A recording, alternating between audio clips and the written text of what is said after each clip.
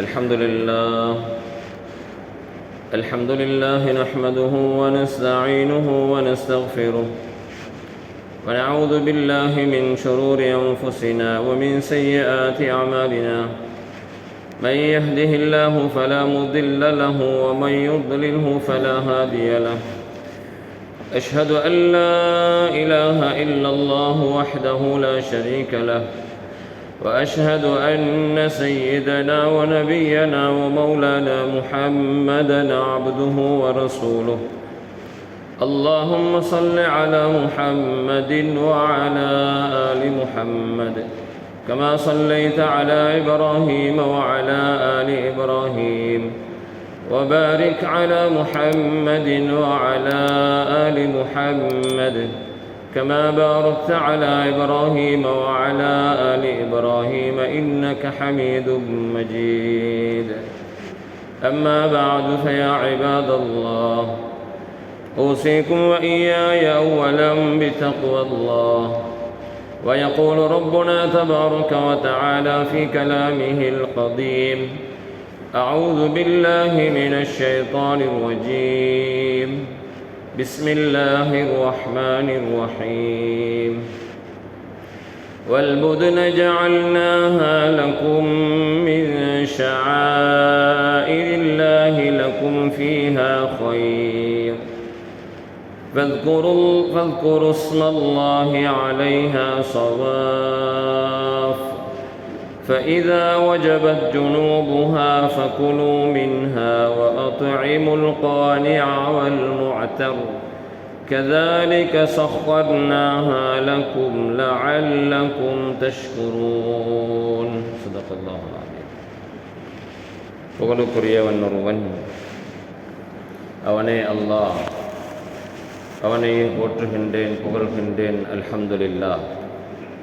சத்திய தூதர் சன்மார்க்க போதகர் எமது உயிர்களுக்கெல்லாம் உயிரான எமது உயிர்களிலும் மேலான பெருமானார் முஹம்மது முஸ்தபா ரசூலுல்லாஹி ஸல்லல்லாஹு அலைஹி வஸல்லம் அன்னார் பேரிலும் அன்னாரின் உண்மையான வழிமுறைகளை அதன் உண்மையான வடிவில் எடுத்து நடக்கக்கூடிய முஸ்லிமான முக்மினான ஆண்கள் பெண்கள் அனைவர் பேரிலும் அல்லாஹுவின் சலாத்தும் சலாமும் என்றென்றும் உண்டாவதாக. புனிதமிகு ஜுமாவுடைய கடமையை நிறைவேற்றுவதற்காக வல்லவன் அல்லாஹுவின் இல்லமாம் மஸ்ஜிதிலே அமர்ந்து கொண்டிருக்கும் அவனது நல்லடியார்களே, மேலானவர்களே, நம்முடைய வாழ்க்கையில் எல்லா சந்தர்ப்பங்களிலும் எல்லா இடங்களிலும் அவனுடைய கட்டளைகளை முடியுமான அளவு முழுமையாக எடுத்து நடந்து கொள்ளும்படியும் அவனால் விளக்கப்பட்டவைகளிலிருந்து முழுமையாக தவிர்ந்து ஒதுங்கி நடந்து கொள்ளும்படியும் எனக்கும் அப்பால் உங்களுக்கும் வசிய செய்து கொள்கிறேன். அன்பு நிறைந்தவர்கள், அல்லாஹ் நல்லடியார்களே, மிக கண்ணியமான, மிகவும் சங்கையான, மிகவும் சிறந்த நாட்களில், அதிலும் அரஃபாவுடைய துல்ஹஜ்ஜுடைய 9வது நாளில் வீற்றிருக்கிறோம். அநேகமானவர்கள், அதிகமானவர்கள் நோன்பாளிகளாக இருக்கிறோம். முழு உலகத்திலிருந்தும் ஹஜ்ஜுக்காக புறப்பட்டு சென்றவர்கள் ஜம்ரத்துல் அகபா பெரிய ஷைத்தானுக்கு கல்லடித்து கொண்டிருக்கின்ற சந்தர்ப்பம் இது. அவர்களுடைய ஹஜ்ஜினுடைய கடமையில் பெரும்பான்மையானவைகள் இன்னும் 1-2 மணித்தியாலங்களில் முடிந்து போய் அவர்கள் ஹாஜிகளாக அல்லாஹினுடைய பார்வையில் பாவங்கள் மன்னிக்கப்பட்ட பரிசுத்தவான்களாக மாற்றப்படுகின்ற சந்தர்ப்பம் இது. அல்லாஹ் தஆலா எதிர்வரக்கூடிய காலங்களில் மௌத்துக்கு முன்னால் அவனுடைய ஆலயத்தை தரிசிக்கின்ற, ஹஜ்ஜு செய்கின்ற பாக்கியத்தை எல்லோருக்கும் தந்தருள்வானாக. அல்லாஹ் நல்லடியார்களே, வேளாணவர்களே, அரஃபாவுடைய தினத்தில் நோன்பு நோட்டவர்களாக இருக்கிறோம். சிலர் நோன்பு இல்லாதவர்களாக இருக்கலாம். சங்கையானவர்களே, மேலானவர்களே, அரஃபாவுடைய தினத்தில் மட்டுமல்ல, துல்ஹஜ்ஜுடைய தலைப்பிறை தென்பட்டது முதல் 9வது நாள் வரைக்கும் நோன்பு நோட்கின்ற வழிமுறையை மேலான ரசூலுல்லாஹி ஸல்லல்லாஹு அலைஹி வஸல்லம் காட்டிவிட்டு சென்றிருக்கிறார்கள். அதில் மிக சிறந்ததும் முடியாத பட்சத்தில் நோன்பு நோக்க வேண்டியதுமான நாள்தான் இந்த 9வது நாள் நோன்பாக இருக்கிறது. பல பிரசங்கங்களில் ஞாபகப்படுத்தப்பட்டிருக்கும். இருந்தாலும் சகோதரர்களே, மேலானவர்களே, சிலர் நோன்பில்லாதவர்களாக இருப்பார்கள். அப்படிப்பட்டவர்களும் எல்லோருமாக ஒரு விடயத்தை ஞாபகத்தில் வைத்து கொள்ள வேண்டும். வாழ்க்கையில் அல்லாஹ் ஜல்ல ஜலாலுஹு நம்முடைய பாவங்களை மன்னிக்க அல்லாஹ் தஆலா சந்தர்ப்பமாக அமைக்கின்ற சில சந்தர்ப்பங்கள் தான் இருக்கின்றன. அரஃபாவுடைய நாளில் நோன்பு நோற்றால் நாம் இருக்கின்ற கடந்து போன வருடங்களுடைய பாவங்களை அல்லாஹ் தஆலா மன்னிக்கிறான். பல அந்தஸ்துகளை அல்லாஹ் தஆலா உயர்த்துகிறான். இன்னும் பல சிறப்புகளை அல்லாஹ் ஜல்ல ஜலாலுஹு இந்த நோன்பிலே அமைத்து வைத்திருக்கிறான். இதுபோன்று சகோதரர்களே, மேலானவர்களே, ரமலானுடைய மாதம் முடிந்து நோன்பு பெருநாளை தொடர்ந்து 6 நாட்கள் நோன்பு நோட்பது ரசூலுல்லாஹி ஸல்லல்லாஹு அலைஹி வஸல்லம் சொன்னார்கள், மன் ஸாம ரமதான وأتبعه ستا من شوال كان كأجر الدهر كصيام الدهر. சொன்னார்கள் ரசூலுல்லாஹி ஸல்லல்லாஹு அலைஹி வஸல்லம், நோன்பு ரமலானுடைய மாதத்தில் ஃபரதான நோன்புகளை நோற்றுவிட்டு அதை தொடர்ந்து ஷவ்வாலுடைய பெருநாளை தொடர்ந்து 6 நாட்கள் நோன்பு நோற்றால் காலம் பூராக வாழ்ந்த ஆயுள் பூராக வாழ்க்கை பூராக நோன்பு நோற்ற சிறப்பு இருக்கிறது என்றார்கள் ரசூலுல்லாஹி ஸல்லல்லாஹு அலைஹி வஸல்லம்.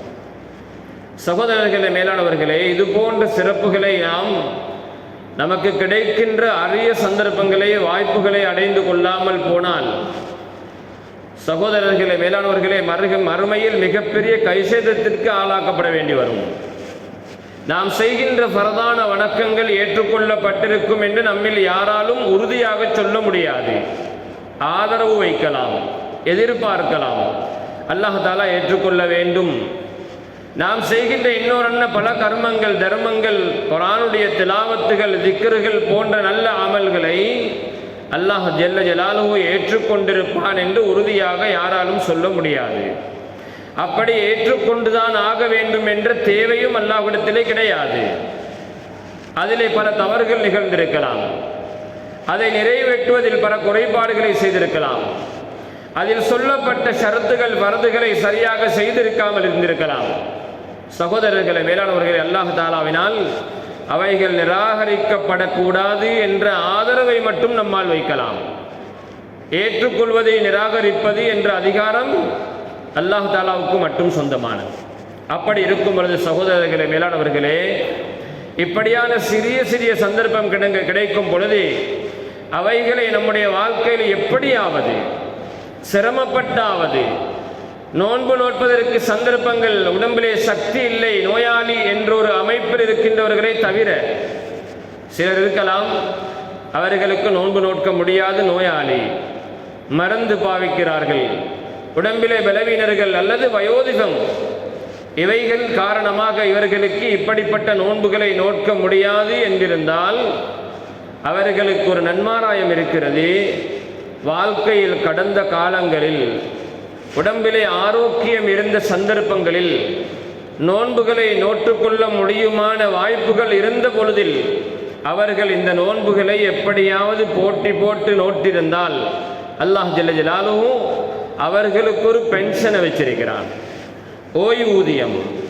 ஏலாமல் போன காலத்தில், படுக்கையில் இருக்கின்ற காலத்தில் நன்மை பதியப்படுகின்ற அமல்களை அல்லாஹ் தஆலா அவர்களுக்கு ஆக்கி கொடுக்கிறான். அவர்கள் எப்படி இருப்பார்கள் என்றால், நோயாளியாக இருந்தாலும் வயோதிபமாக இருந்தாலும் அவர்களுடைய அடிமனதில் ஆசையும் அவாவும் ஆதங்கமும் இருக்கும். நான் இந்த நோன்பை நோற்றுக்கொள்ள முடியாமல் இருக்கிறேனே, எனக்கு அப்படியான ஒரு சூழ்நிலை ஏற்பட்டு விட்டதே என்ற ஒரு ஆத்திரமும் கவலையும் இருக்கும். சகோதரர்களே, மேலானவர்களே, ஆனால் ஒரு சிலர் இப்படியும் இருப்பார்கள். அல்லாஹ் தஆலா அவர்களுக்கு விளக்கத்தை கொடுக்க வேண்டும். அல்லாஹ் தஆலா அவர்களுக்கு நல்ல எண்ணங்களை கல்விலே ஏற்படுத்த வேண்டும். எந்த விதமான சுன்னத்தான நோன்புகளையும் நோக்க மாட்டார்கள். ஃபர்தான நோன்புகளை கூட அவர்கள் ஒன்றிரண்டை கலா செய்து விடுவார்கள். சகோதரர்களே, மேலானவர்களே, ரமதானுடைய மாதத்தில் நோன்பு நோக்க முடியுமாக இருந்து நோக்காமல் இருந்தால் அதற்கு பரிகாரம் கதா அல்ல. அதற்கு பரிகாரம் அவரால் ஒரு நாளும் அடைந்து கொள்ளவே முடியாது. காரணம் இல்லாமல் நோன்பு நோக்காமல் இருக்க முடியாது. ஆகவே சகோதரர்களே, மேலானவர்களே, எனவே எதிர்வரக்கூடிய காலங்களில் ஆவது என்னென்ன சுன்னத்தான நோன்புகள் காணப்படுகின்றனவோ, அதற்கு என்னென்ன நன்மைகள் வாக்களிக்கப்பட்டிருக்கின்றனவோ அவைகளை அடைந்து கொள்ளக்கூடிய சந்தர்ப்பங்களை அல்லாஹ் தஆலா எல்லோருக்கும் வாய்த்தருள்வானாக. சகோதரர்களே, மேலானவர்களே, 9வது நாள் இப்ராஹிம் அலைஹிஸ்ஸலாம் அவர்களைத்தான் எல்லோரும் ஞாபகப்படுத்துவார்கள். எல்லா குத்பாவுடைய பிரசங்களிலும் அதுதான் பேசப்படும்.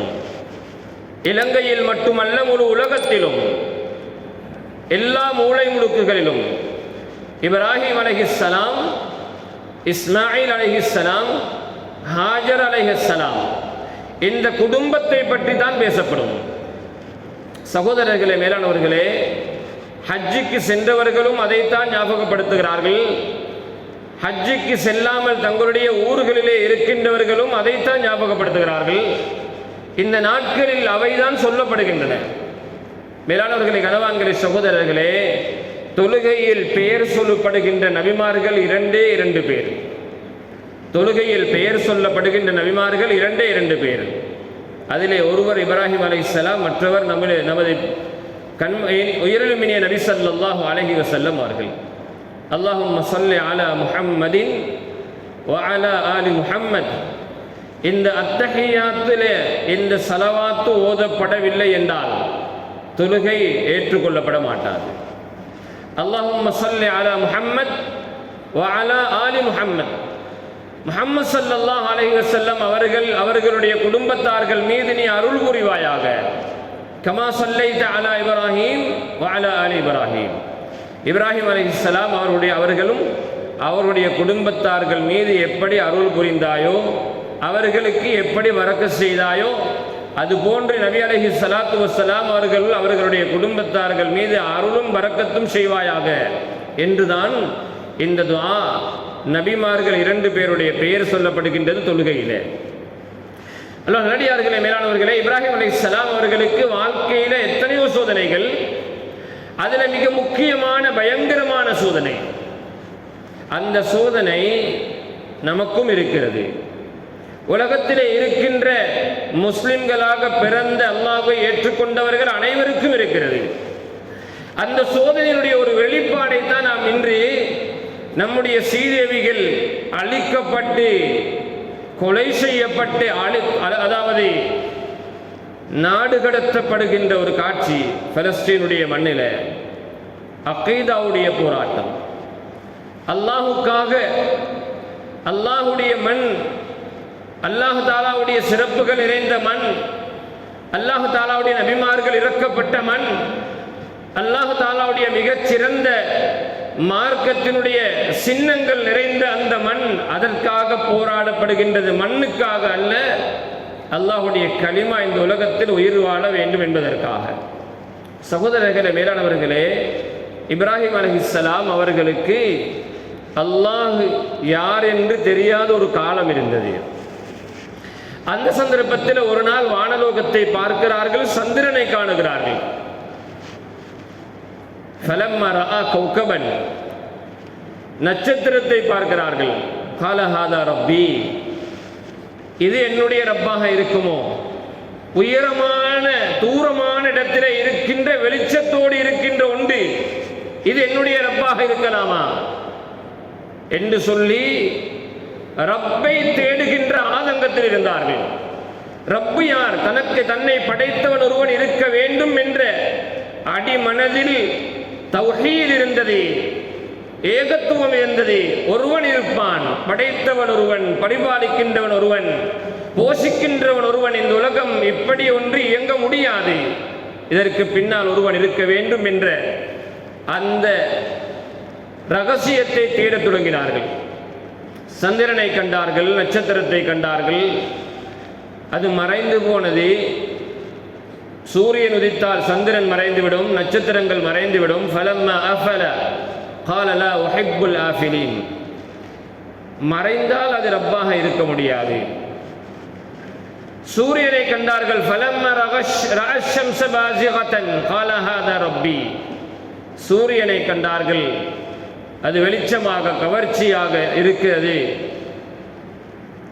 சொன்னார்கள் ஹாதா ரப்பி, இது என்னுடைய ரப்பாக இருக்கலாமா என்று நினைத்தார்கள். ஃபலம்மா அஃபலத், சொன்னார்கள் சூரியனும் மறைகிறது மாலையாகின்ற பொழுது.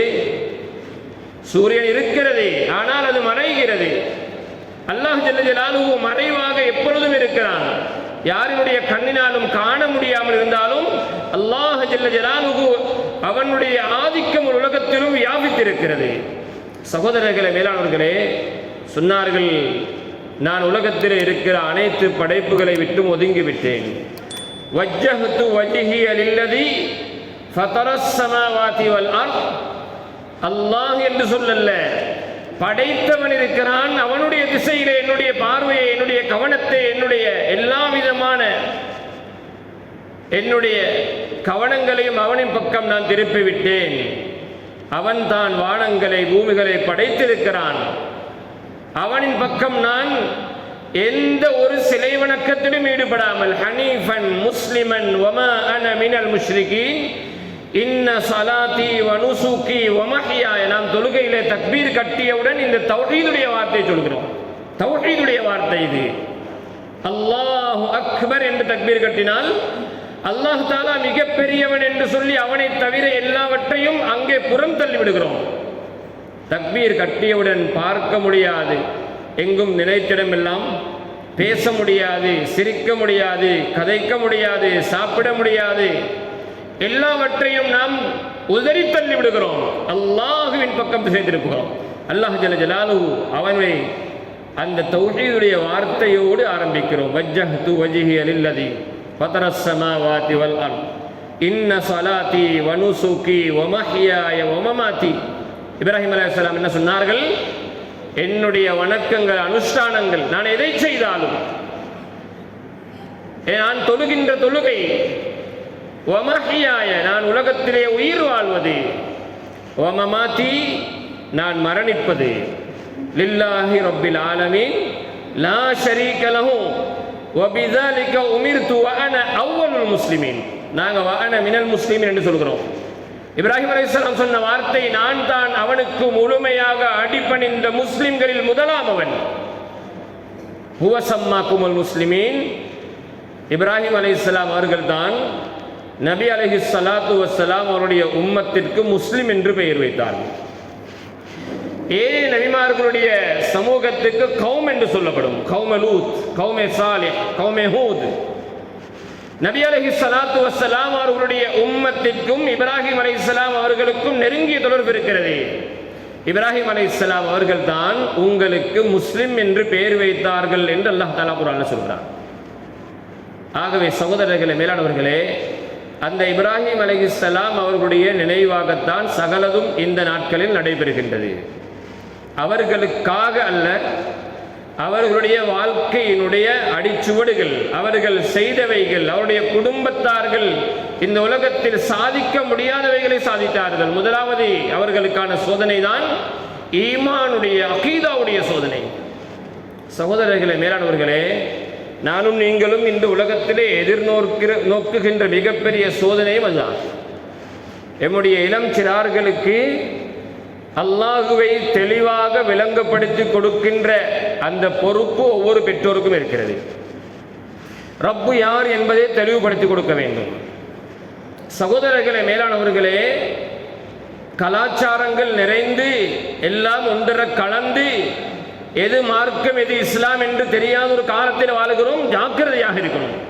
படிக்கின்ற இடங்களில் படித்து கொடுக்கப்படுவதெல்லாம் அல்லாஹுவை பற்றி அல்ல. முஸ்லிம் பாடசாலையும் அதற்கு விதிவிலக்கு அல்ல. சகோதரர்களே, மேலானவர்களே, ரப்பை தெளிவுபடுத்தி கொடுக்கின்ற பொறுப்பு ஒவ்வொரு பெற்றோருக்கும் இருக்கிறது. ஒரு காலம் வந்தால் அல்லாஹ் ஜல்ல ஜலாலுஹுடைய மிகப்பெரிய சோதனைகளும் கியாமத்துடைய அடையாளங்களும் உலகத்திலே ஏற்படும் பொழுது அந்த சந்தர்ப்பங்களில் ஈமானை பறிகொடுக்கின்றவர்கள் அதிகமாக இருப்பார்கள், ஈமானை பாதுகாத்துக் கொள்கின்றவர்கள் மிக குறைவாக இருப்பார்கள். ஹதீஸிலே வந்திருக்கிறது. தஜ்ஜாலுடைய வருகை சோதனையாக இருக்கும். அல்லாஹ் ஜல்ல ஜலாலுஹு அவனுடைய கட்டளைகள் எல்லாம் மிகப்பெரிய சோதனையாக இருக்கும். 5 நேர தொழுகைக்கு மஸ்ஜிதுக்கு வருவது எவ்வளவு பெரிய சோதனை நமக்கு. நம்முடைய தொழிலா தொழுகையா, எங்களுடைய ஃபங்க்ஷனா தொழுகையா? சகோதரர்களை, இந்த முஹர்ரம் அதாவது இந்த அரஃபாவுடைய நாளில் நோன்பு நோட்பது எவ்வளவு பெரிய பாரமாக இருக்கிறது. குடும்பத்தில் இருக்கிற வயது வந்த எல்லோரும் நோன்பு நோட்க வைக்க வேண்டும். இந்த நாட்களில் சுன்னத்தான நோன்புகள் வயதுக்கு வந்த எல்லோரும், பிள்ளைகள், ஆண்கள், பெண்கள் எல்லோரும்.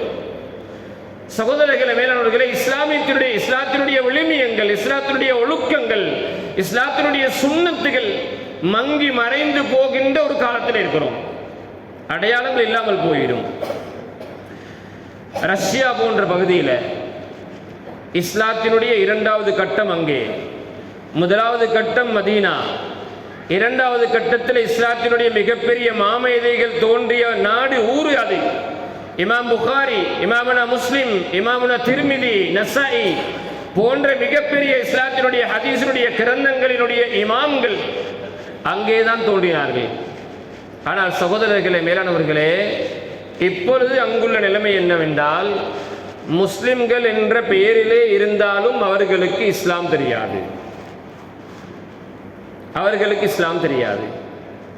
அப்படியான ஒரு சூழ்நிலை அங்கே காணப்படுகின்றது. போய் வந்தவர்களுக்கு வியாபாரத்துடைய நோக்கமாக இருக்கலாம், அல்லாஹுடைய பாதையிலாக இருக்கலாம். போய் வந்தவர்களுக்கு தெரியும் அங்கே இருக்கின்ற என்ன கட்டம் என்று. சகோதரர்களே, மேலானவர்களே, அப்படிப்பட்ட ஒரு காலகட்டம் நமக்கும் வருமா வரமாட்டாது என்பதில் எந்த விதமான ஊர்ஜிதமும் கிடையாது. காரணம் என்ன? அப்படிப்பட்ட ஒரு நிலைப்பாடு தான் இப்பொழுது தோன்றிக் கொண்டிருக்கிறது, உருவாகி கொண்டிருக்கிறது. இப்ராஹிம் அலைஹிஸ்ஸலாம் அல்லாஹுடைய கட்டளையை தன்னுடைய மனைவிக்கும் தன்னுடைய பச்சை பாலகனுக்கும் படித்து கொடுத்த விதம் 2வது கட்டத்தின் அவர்களுடைய சோதனை. அல்லாஹுடைய கட்டளை வருகிறது, உங்கள் அந்த பச்சை பாலகன் இஸ்மாயிலையும் உங்களுடைய மனைவி ஹாஜரையும் மனித சஞ்சாலம் இல்லை, மரம் மட்டைகள் இல்லை, தண்ணீர் இல்லை, பச்சை பசேல் என்று காட்சியளிக்கின்ற புட்பூண்டுகள் இல்லை, ஏதாவது அவசரமான ஒரு எமர்ஜென்சி, ஏதாவது ஒரு அவசியமான அத்தியாவசியமான நேரத்தில் உதவுவதற்கு யாரும் இல்லை என்ற அந்த இடத்தில் கொண்டு போய் விட்டு வர வேண்டும் என்பது அல்லாஹ்வுடைய 2வது சோதனை. சகோதரர்களே, மேலானவர்களே, அல்லாஹ் ஜல்ல ஜலாலுடைய கட்டளையை பாரம் எடுத்தார்கள். சரிவர நிறைவேற்ற வேண்டும் என்ற உணர்வு இருந்தது. அதில் ஏதாவது தவறுகள் நடைபெறக்கூடாது என்ற பயமும் இருந்தது. குழந்தையை கொண்டு போய் விட்டு வந்தார்கள். சகோதரர்களே, மேலானவர்களே, 3வது கட்ட சோதனை தான் மகனை அறுக்கும்படியாக வந்த கட்டளை.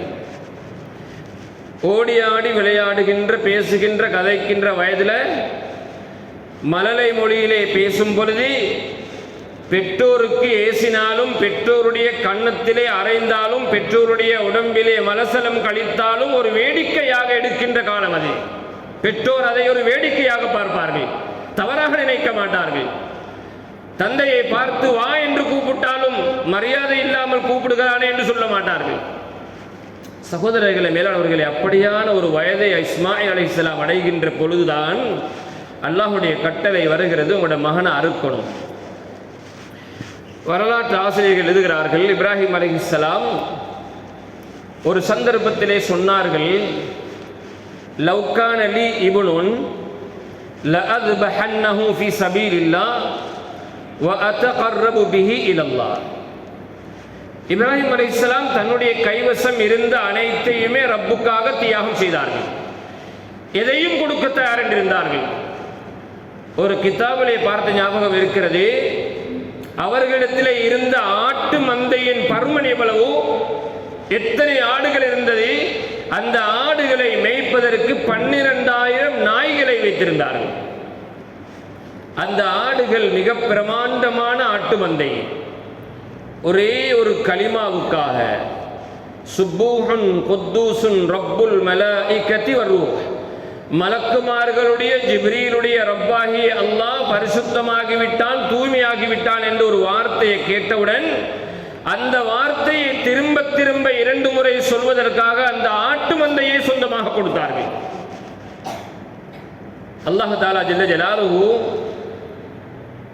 அவர்களை எப்படி நேசனாக ஆக்கினான் என்றால், அவரிடத்தில் கேட்கப்பட்டது, ஏன் இப்படி செலவழிக்கிறீர்கள், ஏன் இப்படி தியாகம் செய்கிறீர்கள், ஏன் இப்படி அர்ப்பணிக்கிறீர்கள்? சொன்னார்கள், எனக்கு ஒரு மகன் இருந்தாலும், இஸ்மாயில் அலைஹிஸ்ஸலாம் தள்ளாடும் வயதிலே கிடைக்கப்பட்ட ஒரு பிள்ளை, இவர்கள் ஆகுமான வயதிலே இருக்கும் பொழுது, இஸ்மாயில் அலைஹிஸ்ஸலாம் அவர்கள் குழந்தையாக இல்லாமல் இருக்கும் பொழுது சொன்னார்கள், எனக்கு ஒரு மகன் இருந்தாலும் அது என்ன, ஆட்டு மந்தை என்ன, நான் அந்த மகனையும் அல்லாஹுடைய பாதையில் அறுப்பேன், அல்லாஹுக்காக வேண்டி பலியிடுவேன், குர்பான் செய்வேன் என்றார்கள். மகன் இருக்குல்ல, தன்னுடைய கையிலே பணம் இல்லாத பொழுது அதை செய்வேன், இதை செய்வேன், மஸ்ஜிதை கட்டுவேன், மദ്രസാவை கட்டுவேன், தர்மம் செய்வேன், ஏழைகளுக்கு உதவுவேன் என்று சொல்வது இலகு. கையிலே பணம் வந்தால் செய்வதுதான் மிகப்பெரிய சிரமமான காரியம். கையில பணம் இருக்கிறது, வீட்டுக்கு மிஸ்கீன் வந்தால் 10 ரூபாவா 100 ரூபாவா என்று யோசிப்பார். சகோதரர்களை, மேலாளர்களே, ஏழைகள் எளியவர்கள் எல்லோரும் தாண்டவம் ஆடிக்கொண்டிருக்கின்ற பொழுது இவர் உல்லாசமாக பணத்தை அனுபவித்துக் கொண்டிருப்பார். செலவழிக்க மனம் இடம் கொடுப்பது என்பது மிக அரிதானவர்களுக்கு. இல்லாதிருக்கும் போது எதையும் சொல்லலாம், இருக்கும் பொழுது செய்து பார்க்க வேண்டும். இப்ராஹிம் அலைஹிஸ்ஸலாம் இல்லாமல் இருக்கும் பொழுது சொன்னார்களே, அல்லாஹ் ஜல்ல ஜலாலுஹு, இப்ராஹிமே, ஏதோ உங்களுக்கு ஒரு மகன் அல்லாஹ் கொடுத்தான், தள்ளாடும் வயதில் மகனை கொடுத்து மழலை மொழி பேசுகின்ற, ஓடி ஆடி விளையாடுகின்ற வயதிலே மகனை அறுக்கும்படி அல்லாஹ் தஆலாவுடைய கட்டளை. அல்லாஹ் தஆலா சொன்னான், அவுஃபி பினத்ரிக், கனவு கண்டார்கள் 8வது நாள், துல்ஹஜ் பிறை 8வது நாள். இப்ராஹிம், ஒரு நாள் உங்களுடைய ஒரு நேர்ச்சை, நீங்கள் இப்படி சொன்னீர்கள், ஞாபகம் இருக்கிறதா? அதை நிறைவேற்றுங்கள், உங்களுடைய மகனை அருங்கள், அல்லாஹ்வுடைய கட்டளை. இப்ராஹிம் அலைஹிஸ்ஸலாம் சிந்தித்தார்கள், திடீர் முடிவெடுக்கல்ல. 9வது நாள் கனவிலே காண்கிறார்கள், அவுஃபி பினத்ரிக் யா இப்ராஹிம், இப்ராஹிம், உங்களுடைய அந்த நேர்ச்சியை நீங்கள் நிறைவேற்ற வேண்டும். இப்ராஹிம் அலைஹிஸ்ஸலாம் அவர்கள் யோசித்தார்கள், இது அல்லாஹ்வுடைய கட்டளையாக இருக்குமா? 3வது நாள் பெருநாளுடைய தினத்தன்று இரவு கனவிலே கண்டவுடன் முடிவு செய்தார்கள், அறுப்பதுதான், வேறு 2வது முடிவு கிடையாது, அல்லாஹ்வுடைய கட்டளை தான். சொன்னார்கள் இப்ராஹிம் அலைஹிஸ்ஸலாம், ஒரு நபிக்கு அல்லாஹ் ஜல்ல ஜலாலுஹு பொய்யான விடயத்தை வஹியாக அறிவிக்க மாட்டான். ஒரு நபிக்கு அல்லாஹ்வுடைய வஹியிலே வந்தால் அது பொய்யானதல்ல, பாத்தில் அல்ல, அது ஹக், அது சத்தியமான வார்த்தை, அது ஹக்கிடத்திலிருந்தே வருகின்ற வார்த்தை. அறுக்க வேண்டும் என்று முடிவு செய்தார்கள். மனைவியிடத்திலே சொன்னார்கள், ஹாஜர், மகனை அழகாக ஆடையை அணிவித்து தாருங்கள் என்று சொல்லி, தாயல்லவா, எப்படி இருந்தாலும் ஒரு பயணம் கூட்டிக் கொண்டு போகிறேன் என்று சொல்லி அழைத்தெடுத்தார்கள். தலை வாரி அழகான ஆடை அணிவித்து மகனை தந்தையோடு அனுப்பி வைத்தார்கள். எந்த ஒரு தாயும் எதிர்பார்க்க மாட்டால் இப்படி ஒரு நிகழ்வு நடைபெறும் என்று. என்னுடைய மகனுடைய கழுத்திலே கத்திய வைக்கத்தான் போறார் என்று யாரும் நினைக்க மாட்டார். சகோதரர்களை, மேலானவர்களை, எந்த தாயும் அப்படி எதிர்பார்க்க மாட்டார். பெற்ற மனம் பித்து அல்லவா, பெற்ற மனம் பித்து என்பார்கள். பிள்ளைகளுடைய மனம் கல்லாக இருந்தால், சகோதரர்களை, மேலானவர்களே, கொடுத்தார்கள் ஹாஜர் அலைஹிஸ்ஸலாம். இப்ராஹிம் அலைஹிஸ்ஸலாம் ஒரு கையில கத்தி, ஒரு கையில கயிறு, மகன் இஸ்மாயிலை அழைத்து கொண்டு போகிறார்கள். ஹாஜிகள், ஹஜ்ஜிக்கு சென்றவர்கள் இன்று கல்லடிக்கும் பொழுது அந்த ஜம்ரத்துல் அகபா ஷைத்தானுக்கு இப்ராஹிம் அலைஹிஸ்ஸலாம் கல்லடித்த இடத்திலிருந்து வரும் பொழுது மலையிலே பார்க்கலாம். இப்ராஹிம் அலைஹிஸ்ஸலாம் அந்த இடத்திலே தான் இஸ்மாயிலை அறுத்தார்கள். அங்கே ஒரு சிறிய ஒரு குப்பா கட்டி வைக்கப்பட்டிருக்கிறது. அந்த கரடு முரடமான இடத்தில ஆயிரக்கணக்கான வருடங்களுக்கு முன்னால் இப்ராஹிம் அலைஹிஸ்ஸலாம் அந்த இடத்திற்கு எப்படி கொண்டு போய் அறுத்திருப்பார்கள்? இப்பொழுதே ஒரு கரடு முரடான இடம் அது. அந்த இடத்தில் தான் அறுக்க சென்றார்கள். சகோதரர்களே, மேலானவர்களே, இப்ராஹிம் அலைஹிஸ்ஸலாம் கூட்டிக் கொண்டு போறாங்க. கூட்டிக் கொண்டு போற நேரத்தில் ஷைத்தானுடைய எதிர்ப்பு வருகிறது. ஹாஜர் இடத்திலே போனான். ஹாஜரை பார்த்து சொன்னான், ஹாஜர், உங்களோட கணவன் என்ன செய்ய போறார் தெரியுமா? உங்களோட மகனை அறுக்க போறார். அவருடைய கையில கத்தியும் கயிறும் இருக்கிறது, நீங்க பார்க்கலையா? ஹாஜர் அலைஹிஸ்ஸலாம் சொன்னார்கள், லா தக்திப் அலைய, நீ பொய் சொல்லாதே. எந்த வாப்பவாவது தன்னுடைய பிள்ளையை அறுத்திருக்கிறார் என்று ஒரு செய்தி கேள்விப்பட்டிருக்கிறாயா? அது நடக்க மாட்டாது என்றார்கள். அப்பொழுது அடுத்த குண்டை போட்டான். என்ன சொன்னான் தெரியுமா? இப்ராஹிம் அவர் கனவிலே கண்டதை அல்லாஹ்வுடைய கட்டளை என்று நினைச்சு கொண்டு செய்ய போறார் என்று சொன்னவுடன் ஹாஜர் சொன்னார்கள், இப்ராஹிம் அலைஹிஸ்ஸலாம் அல்லாஹ்வுடைய ஒரு நபி, அவர்களுக்கு பாத்திலான ஒரு கட்டளை வரமாட்டாது, அது சத்தியமாக இருக்கும். என்னுடைய மகனை அல்ல, நான் என்னையும் அர்ப்பணிக்க தயார் என்றார்கள். சகோதரர்களே, மேலானவர்களே, கூட்டி கொண்டு போறாங்க. ஏன் இந்த சம்பவத்தை சொல்றேன் என்றா, நாளை மறுநாள் தினங்கள்ல ஆடு மாடுகளை அறுக்க போறோம். இந்த ஆடு மாடுகள்ல நடக்கிற தில்லு முள்ளுகள் இருக்கிறதே, அல்லாஹ் தாலா அந்த தில்லு முள்ளுகள் செய்கிறவர்களை பாதுகாக்க வேண்டும். சரியான வயதுடைய மாட்டை கொடுக்கணும். அறுக்கின்றவர்கள் சரியாக முறை பேணி அறுக்க வேண்டும். அறுத்து முறையாக முழுமையாக உயிர் பிரிந்ததற்கு பின்னால் தான் அதனுடைய உடம்பிலே கத்தி வைக்கப்பட வேண்டும். உரிப்பதற்கு அது சரியாக பங்கு வைக்கப்பட வேண்டும். சரியான முறையில் உள்ள மாடுகளாக, குறைகள் இல்லாத, இஸ்லாம் அனுமதிக்காத எந்த விதமான குறைபாடுகளோ நோய்களோ இல்லாத மாடுகளாக இருக்க வேண்டும். இது ஒரு விளையாட்டு அல்ல, இது ஒரு பிசினஸ் அல்ல, இது ஒரு வேடிக்கை அல்ல. ஆட்டையும் மாட்டையும் அறுத்து பங்கு வச்சுட்டு இதை ஊரெல்லாம் உலகமெல்லாம் சொல்லி திரிவதற்குண்டான ஒரு புகழுக்குரிய பெயர் எடுப்பதற்குரிய காரியம் அல்ல. சகோதரர்களே, மேலானவர்களே, இது இப்ராஹிம் அலைஹிஸ்ஸலாம் மகனை அறுப்பதற்கு கழுத்திலே கத்தியை வைத்த ஒரு சம்பவம். இது நாம் விளையாட்டுக்குரிய இருக்கக்கூடிய காரியம் அல்ல. இது இப்னு அப்பாஸ் ரலியல்லாஹு அன்ஹு சொல்கிறார்கள், அன்று இப்ராஹிம் அலைஹிஸ்ஸலாம் இஸ்மாயிலுடைய கழுத்திலே கத்தியை வைத்தார்கள். அறுபட்டிருந்தால் எனக்கும் உங்களுக்கும் ஆம்பிளை பிள்ளைகள் இருக்கிறார்கள், ஆண் பிள்ளைகள் இருக்கிறார்கள். இப்னு அப்பாஸ் ரலியல்லாஹு அன்ஹு சொல்வார்கள், அன்று இப்ராஹிம் அலைஹிஸ்ஸலாம் அறுத்த பொழுது அறுபட்டிருந்தால் கயாமத்துடைய நாள் வரைக்கும் வரக்கூடிய ஒவ்வொரு தந்தையையும் அவருடைய மூத்த மகனை அறுக்க வேண்டும் என்ற கட்டளை வந்திருக்கும். அல்லாஹ்வுடைய அருள், அல்லாஹ் தஆலா அறுக்காமல் ஏற்பாடு செய்தான். சகோதரர்களே, மேலானவர்களே, கூட்டிக் கொண்டு போற நேரம் பிள்ளை அல்லவா, எப்படி இருந்தாலும் தந்தைக்கு பணம் கொடுக்க மாட்டாது. ஆனால் மூன்றாவது சோதனை, அல்லாஹ்வுடைய கட்டளை இதை செய்து முடித்து ஆக வேண்டும் என்று அல்லாஹ் தஆலா அந்த மகனையும் அப்படித்தான் அமைத்து கொடுத்தான். சகோதரர்களே, மேலானவர்களே, சொன்னார்கள், யா அபதி இஃப்அல், அருமை தந்தையே, உங்களுக்கு அல்லாஹ்வுடைய கட்டளை தான் இது, இதை நீங்க மா துமர், அல்லாஹ்வுடைய கட்டளை உங்களுக்கு எப்படி வந்திருக்கிறதோ அப்படி செய்யுங்க. சதஜிதுனி இன்ஷா அல்லாஹ் மினஸ் சாபிரீன், நான் பொறுமையாக இருப்பேன் என்று சொன்னார்கள். வரலாற்றில் ஆசிரியர்கள் எழுதுகிறார்கள், மகன் அது மட்டுமில்லை சொன்னார். அல்லாஹ் தஆலா குர்ஆன்ல எல்லாவற்றையும் சொல்ல மாட்டான். சொன்னார்கள், அருமை தந்தையே, இப்ப நீங்க என்ன அறுக்க போறீங்க? சாதாரணமான இல்லை சகோதரர்களே, என்ன அறுக்க போறீங்க? என்ன வார்த்தை இது? ஒரு மரண தண்டனை விதிக்கப்பட்டவன் மரண தண்டனையுடைய நேரம் நெருங்கும் பொழுது சாப்பிட மாட்டான், குடிக்க மாட்டான், அவனுக்கு எந்த ஆசையும் இருக்க மாட்டாது. அது போன்று ஒன்றல்லவா இது? சொன்னார்கள், அருமை தந்தையே, ஊசி கபி அஷ்யா, உங்களுக்கு சில விடயங்களை சொல்லித்தாரேன், அதை நீங்க சரியா கடைபிடித்தா என்ன நீங்க முறையாக அறுக்கலாம். சகோதரர்களை, வேளாண்களை சொன்னார்கள், என்னை நீங்கள் குப்புற படுக்க வைக்கணும், என்னுடைய முகத்தை பார்த்து அறுக்கக்கூடாது. என்னுடைய முகத்தை பார்த்து நீங்கள் அறுத்தால் என் மீது உங்களுக்கு இரக்கம் உண்டாகும், அறுக்காமல் விட்டு விடுவீர்கள். என்னுடைய 2 கால்களையும் 2 கைகளையும் இறுக்கமாக கட்டிவிடுங்கள். நீங்கள் அறுக்க போகின்ற கத்தியை கூர்மையாக தீட்டிக் கொள்ளுங்கள். ஃபைனல் மௌத ஷதீத், நீங்கள் கழுத்திலே கத்தியை வச்சு அறுத்தா, அருமை தந்தையே, ஒரேடியாக அறுத்துருங்க, கத்தியை எடுத்தெடுத்து அறுக்காதீங்க. மௌத்தி என்பது கடினமானது, அது இலகுவாக ஆக்கப்பட வேண்டும் என்று சொன்னார்கள் இஸ்மாயில் தன்னுடைய வாப்பா பார்த்து.